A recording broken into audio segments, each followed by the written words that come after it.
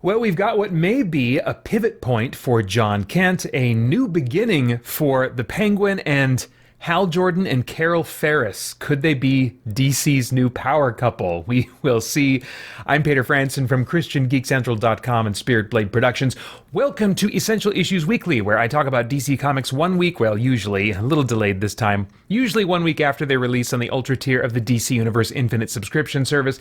In each installment, I pick an assortment of comics to talk about as a DC fan and also explore what, if anything, they have to say about the essential issues of real life. Now, warning, full spoilers for everything I talk about. Your first and only warning, many spoilers lie ahead. Right now, I'm taking a look at books originally released to the Ultra tier on October 2nd and 9th, and originally published September 4th and 11th. And first from that group is Absolute Power number 3. Now, I've been enjoying the main installments of the Absolute Power series so far, but issue 3, I don't know, hasn't been quite as engaging. I don't know if it's because there's too many moving pieces, too many characters, not enough of a focus on maybe Amanda Waller. I've really liked Amanda Waller's origin story stuff in the, what is it called? Absolute Power Origins or something like that, you know? But the main story, starting with issue 3, I'm like, oh man, it feels like just a lot of stuff is just happening, but not a lot that I'm super interested in. We are seeing that her Amazo androids are starting to absorb a sense of morality, maybe, in addition to some of the powers that they're stealing from heroes, and that is causing them to malfunction a little bit. That feels just a little bit too convenient when that's not what they were designed for. So it just kind of feels like we're kind of slowly getting ready to just give victory to the heroes because of a self-destruction happening on Waller's side of things. But I do like seeing what's happening with John Kent, who's been completely overtaken with Queen Brainiac, or Brainiac Queen technology, but is finally able to overcome it.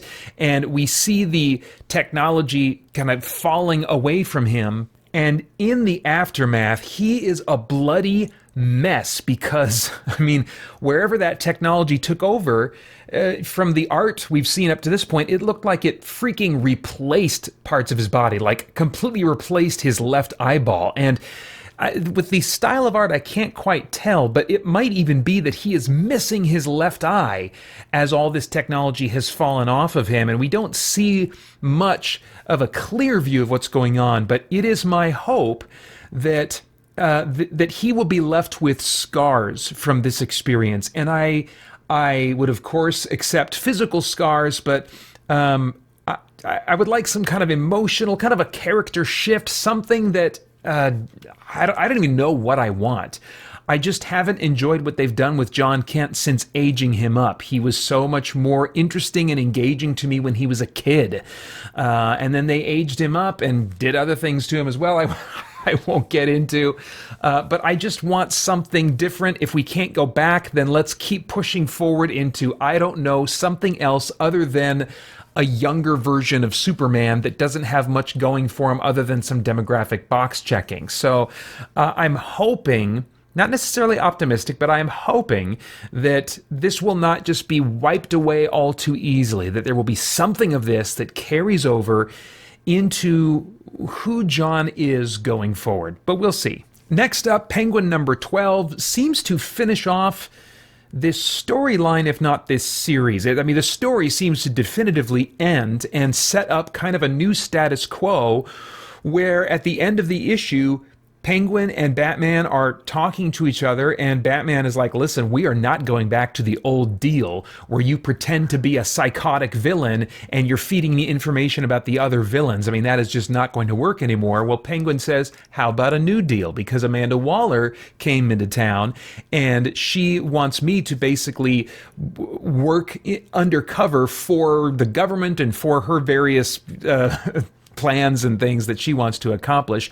But I can feed you information on what Waller is up to, what the government is up to, and that can be kind of our new arrangement. And it seems like maybe that is going to be the new thing, the new status quo going forward, which I would be up for, but it's not super interesting to me. The most interesting thing to me about this series and where it has left the Penguin at this point is there's great mystery around Penguin. Is he actually insane like the other villains?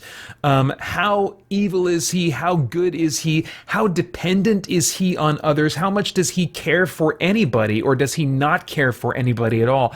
They keep you guessing about who the Penguin truly is because of their almost complete insistence through most of this series that they're not going to take you inside of his head. When they do, it's very brief, if at all. Now that I think about it, but anyway, I just love that at the end of the day, he can't be completely figured out, and there are depths of darkness we may never know about the Penguin. And so I think it's the allure of the dark unknown of who he really is deep inside that has left him in a very interesting place. And I hope that when other writers, other than Tom King, who's been writing this series, when other writers write the Penguin because he's, the villain in a Batman story in Detective Comics or something like that, or if this book continues and another writer takes over, I really hope that they will keep this sense of mystique and this inability to really pin down the Penguin, because it is the most interesting thing to me about his character right now. Then we've got Justice Society of America number 11. Interesting numbering, because it feels like it's wrapping up this story, and you would think, well, they're going to wrap it up on issue 12, right? Like a year-long story arc. Well, this book has been delayed at least once by a large amount. I forgot about it for a little while there. I feel like it went 2, maybe 3 months at a time, maybe more than once between issues, and so that's not been great. And there's a weird sense in which the ending that we have of this story arc doesn't feel like it's where we've been heading. I'm not sure what to make of it. Let me just jump right to it. So first off, as though recognizing that the book has been delayed a couple times and the details might be foggy in our memory, they do provide a nice refresher course on what in the world is going on. One of the main issues is Mordru, this villain of the Legion of Superheroes in the distant 31st century. He's an ancient wizard at that time that has acquired all this mystical power from the DC universe over the centuries, and so he's like super duper powerful when he fights the Legion of Superheroes in the future. But we're reminded that he also fought the Justice Society in Jeff Johns' early 2000s run. It kind of was the storyline that kicked off that run. A younger version of Mordru was up against them. And then in this story, once again, we've got an even younger version of Mordru who shows up calling himself the Legionnaire, who got a peek of his future as an evil maniacal wizard, wants to take a different path, and so has come to the present day Justice Society wanting to an opportunity to go down a different path and kind of be a part of what they're doing. Well, that radically has altered the future for the Legion of Superheroes, and so they show up and they're like, "Oh, we got to shut this down. We got to take him and imprison him and stuff, and protect our timeline and all that kind of jazz." All this I'm just getting from the refresher course at the beginning of this issue, because, like I said, with the delays in the book, it's been hard to keep track, and I don't have time every week to go back and reread and remind myself of what I've forgotten. Anyway, Khalid, the new Dr. Fate, shows up with the Legion of Substitute Heroes, which there was some build-up to this, and I thought, oh man, what in the world are they going to do with the Legion of Substitute Heroes? The answer is barely anything. They show up, it feels like maybe something larger, longer had been in mind when introducing them, but they show up and they barely do anything before this story arc is done. So it feels very strange to me. Then, like one page later, we realize that, oh, Eclipso is actually the villain behind all this, and he's been causing heroes to, I don't know, do evil things, and it's getting pretty busy in terms of plot all of a sudden. Well, Mordru is the one who is able to put a stop to Eclipso and kind of save the day. And in the aftermath, there's a question of, okay, what should become of Mordru at this point? We got to take the timeline into consideration. Also, Helena Wayne, the future daughter of Batman and Selina Kyle, who is now stranded in present day because her future no longer exists. Well, there's a big question of where should she end up as well. And I thought that what this book was maybe heading toward was a reconstruction of the present day Justice Society of America. And I thought it was really interesting an idea to have DC's Huntress once again be the future daughter of Batman and Selina Kyle. Even though we've had Helena Bertinelli up to this point, she's been taken off the map. I'm not exactly sure what's going on with her. If she's still with Birds of Prey, I can't remember. Anyway, but what they end up doing is one of the Legion members from the future has an idea for them, and we find on the last page that they have been brought back to the 31st century, Mordru and Helena Wayne, to be a part of the 31st century's Justice Society of America, which in one way I think is cool because it suggests this sense of legacy and how this team is going to continue existing. I mean, there's a nice bit of symmetry there because the Justice Society of America is on a meta publishing level the first superhero team to ever exist, started back in the 1940s, and so it feels all the more appropriate that like they would also be the last to exist, you know, potentially. I guess the Legion of Superheroes is still around in the 31st century, but I mean, like, I don't know any of these other futuristic versions of like the Flash and Green Lantern and Atom Smasher or whatever and Wildcat. Are they trying to launch a book here about a 31st century Justice Society of America? I'm very confused. If they are not, then this feels like a weird kind of dead end and like we wasted a lot of time investing in Helena Wayne's story and to some degree Mordru's story as well. So, I mean, it says next graduation day. I don't know exactly what that refers to, if it's a new story arc or what. But this feels very weirdly rushed, and I guess I'm just disappointed in what it just did not end up being. Surprisingly, again, because Jeff Johns in the past has been among my favorite writers for DC. So a bit of a bummer here. However, I am ready to move on and see what's next. Maybe it's not even going to be Jeff Johns' next issue, and a new writer who can keep up with the publishing schedule a little bit better will be able to do something that I'll find more engaging. Finally, we've got Green Lantern number 15, where a depowered Hal Jordan has, had to survive by using reacquired weapons of villains that he and Justice League members have fought in the past. This is almost a kind of a comment on the Absolute Power story. I've not been a big fan of depowered heroes finding kind of like tech-based ways to keep doing superpowered things. I don't know, that feels just a little bit too easy, a little bit too cheap, and at the end of the day, I'm like, well, I'd either like something that's really character-driven and gets to who they are, since we're taking powers out of the picture, or if they're going to be doing super powery stuff, then how about just the powers that they're known for? I mean, that's why I get the comics to begin with, so I don't really need to see Hal Jordan running around with an ice gun or something, or flying around in a plane, even though that's cool because that's part of his background. It's not really what I read Green Lantern for. What I do read Green Lantern for, in part, is its interesting take on the emotional spectrum, of which Nate, the fiancé of Carol that she basically left at the altar, still by means that have not been revealed, has acquired what looks like a gray ring, representing a new color in the spectrum and a new emotion in the spectrum, that of sadness or sorrow, as he's been using the word. And as I said last time, I think this is a wonderful addition to the spectrum. I can't wait to see kind of what they do with it.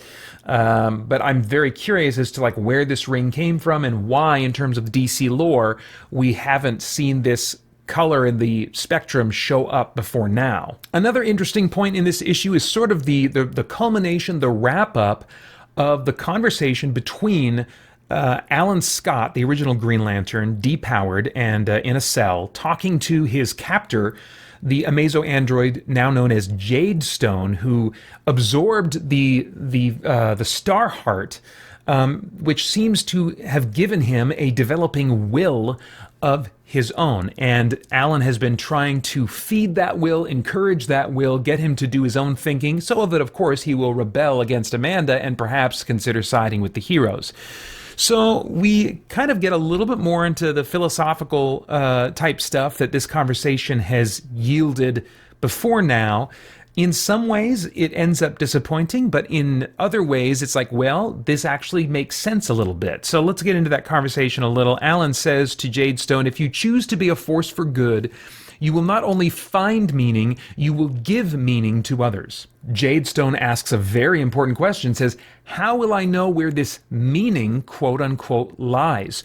What is, it seems he's asking, the source of meaning? Now, Alan Scott, despite in past issues seeming to suggest that there is such a thing as objective meaning, objective values, objective virtues, when posed with this question from Jadestone about where, what was the wording again? How will I know where this meaning lies? He says, I don't know, but I feel like you will. You'll figure it out when you're supposed to.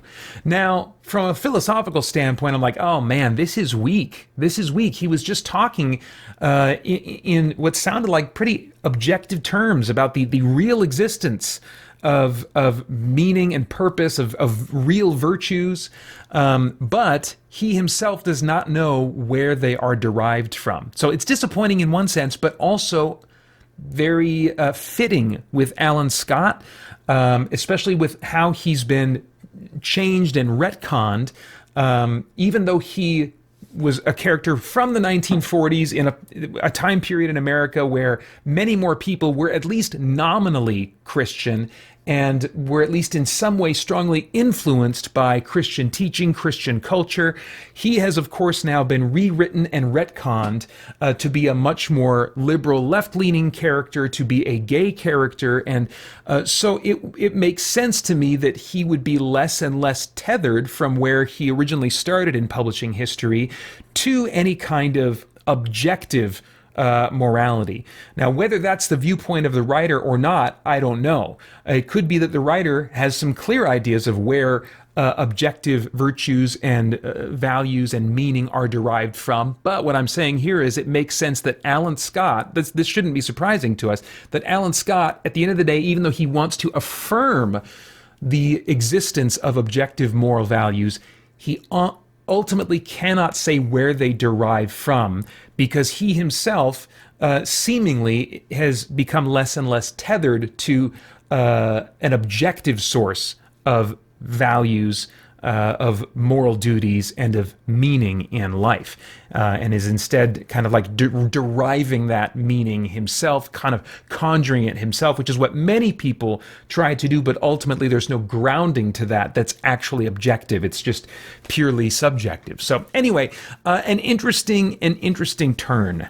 And as Jadestone leaves to kind of mull this over, Alan Scott says to him, to be a weapon of war or a weapon of goodness. That's the choice you have in front of you. And Jadestone, goodness is the only investment that never fails. That's a pretty broad and unclear philosophical statement, but certainly from a Christian standpoint, that is absolutely true. If there are objective virtues, if there are objective moral duties, then they do have objective eternal significance. Anyway, we cut back to this scene between Nate, the agent now of sorrow, and Carol Ferris, who is a Starheart and has really been slowly exploring the idea of becoming a quote-unquote superhero herself.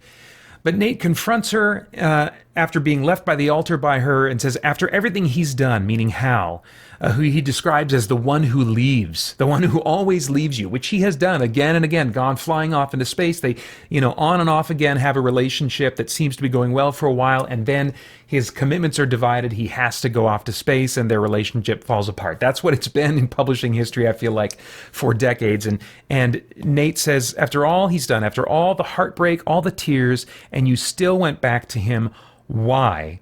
And she is just being overcome by the sorrow that's being just flooded onto her by Nate. And she says, because, and then in a burst of power that pushes Nate back and is radiating out her Star Sapphire power, she yells, "I love him," which of course love is the source of the Star Sapphire's power. And of course a statement like this, it's dramatic, it's comic booky, based on just the trends in comics, it shouldn't necessarily mean all that much. However, what this story seems to be building to, this is certainly in support of. I think I've been seeing for a while now the idea of Carol and Hal becoming a couple in the same sense that Clark and Lois are a couple, and that some other characters like Wally West and Linda Park.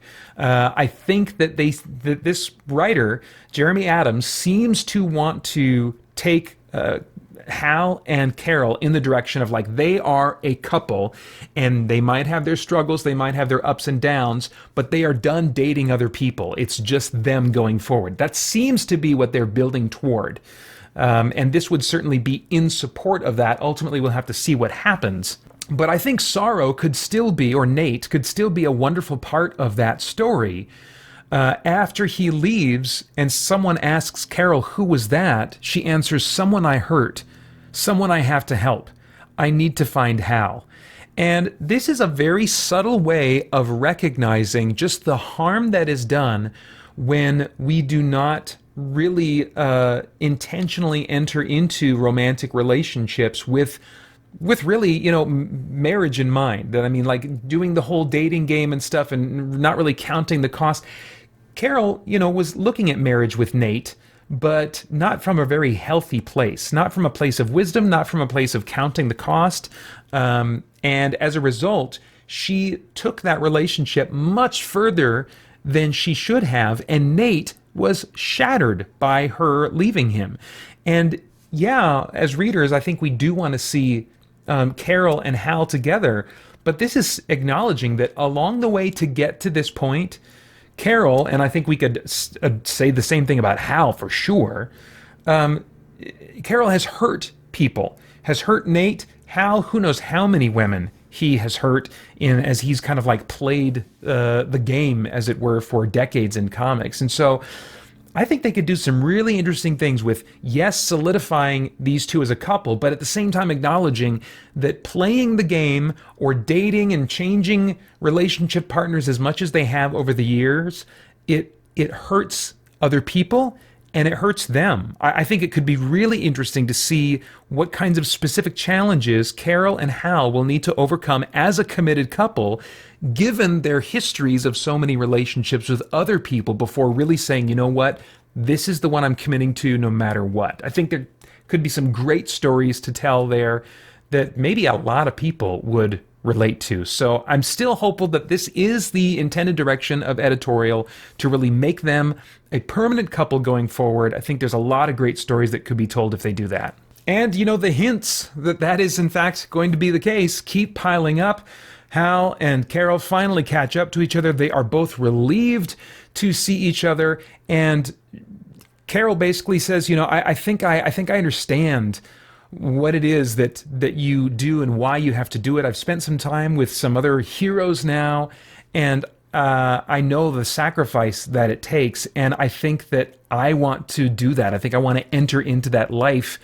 And he basically says, well, then I think it's time we save the universe together. And the last shot is them flying into the air to go and be a part of saving the day of what's going on with absolute power, but both with big smiles on their faces. And I feel like, okay, I think this is the moment. I think this is intended to be the new beginning for hopefully a many decades and forever hereafter status quo between Hal and Carol. At this point, I would be very disappointed if that's not the case, because then it would just be like so many other relationships that many comic book characters have had, where there's an arc and there's a writer who seem to be taking in that direction, but then something happens and they need to split these characters up for whatever reasons.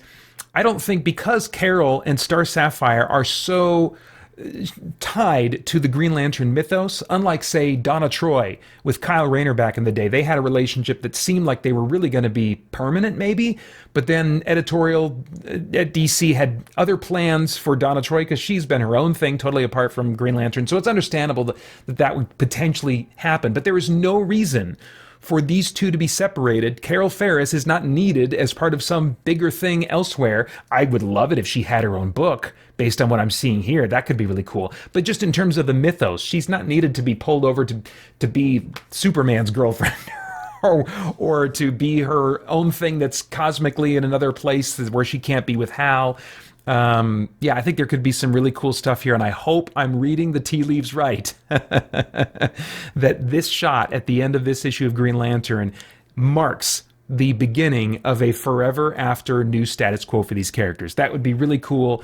That is certainly what I'm hoping for, and that is why I am wearing the blue ring representing hope as I kind of finish up reflecting on my thoughts of comics this week. There's other comics that make me hopeful as well, but certainly none of them more than this one. And I think those are all of my thoughts on comic books for now. As always, I would love to get your thoughts and reactions in the comments below. And then, of course, I hope you'll check out christiangeekcentral.com. We've got a podcast there for you and a ton more content as we continue to geek out and seek the truth. It is time again for Christian Geek Central's annual Game Save event, fundraising for St. Jude Children's Research Hospital, which provides free treatment for children facing life or death circumstances and shares its cutting-edge, life-saving research with hospitals all over the world. You're still welcome to join the Game Save team by following the link in the description below.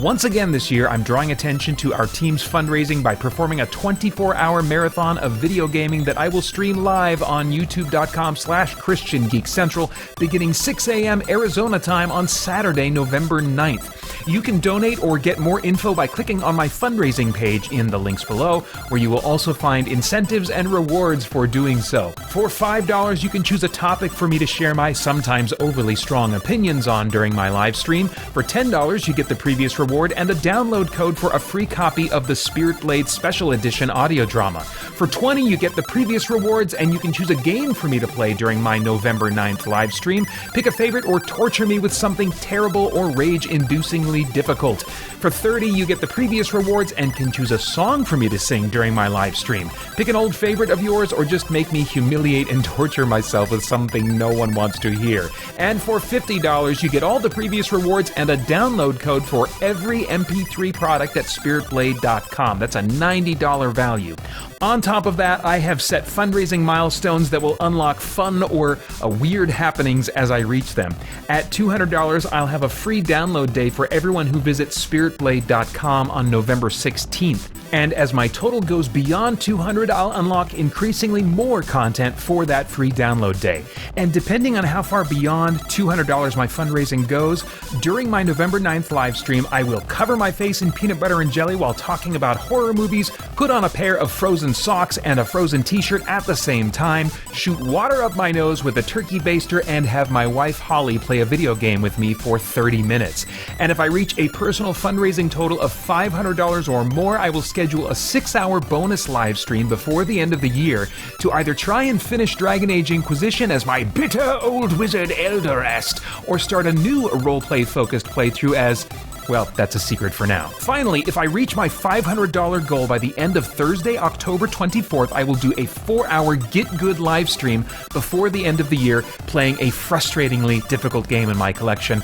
Probably another NES Castlevania title. Now, there are some stipulations and time limits on those rewards and milestones, so quickly follow the link below to my fundraising page for all the details. This year will mark 10 years since our first gaming-themed charity fundraiser for kids in great need of medical care. I hope you'll be a part of celebrating that and helping me and the Christian Geek Central Game Save team do some good for some kids who really need it. Then please join me at youtube.com/ChristianGeekCentral for my 24-hour marathon starting at 6 a.m. Arizona time on Saturday, November 9th. Hope to see you then.